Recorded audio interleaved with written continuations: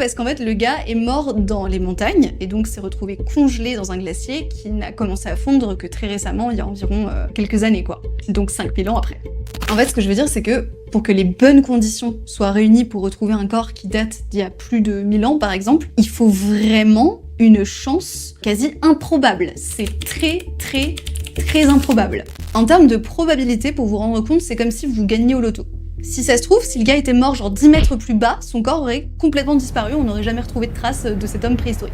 Et là, on parle d'un humain qui a vécu il y a seulement quelques milliers d'années, donc quand même assez proche de nous. Or, pour reprendre ma question du début, je vous rappelle que les dinosaures, eux, ça se compte en millions d'années. Ils ont vécu, on estime, entre 250 et 65 millions d'années avant nous. Donc, quand on y pense, le fait qu'aujourd'hui, on sache qu'ils ont ne serait-ce que simplement existé, c'est limite une dinguerie. Et c'est grâce à un processus ultra rare, à savoir la fossilisation. Promis, je vais quelque part avec ça, vraiment, suivez, vous allez comprendre pourquoi est-ce que je vous parle de ça. En gros, pour qu'un organisme vivant se fossilise, c'est pareil que pour Ozzy, il faut des conditions qui sont ultra rares, des conditions ultra particulières que, clairement, on retrouve pas du tout tous les 4 matins.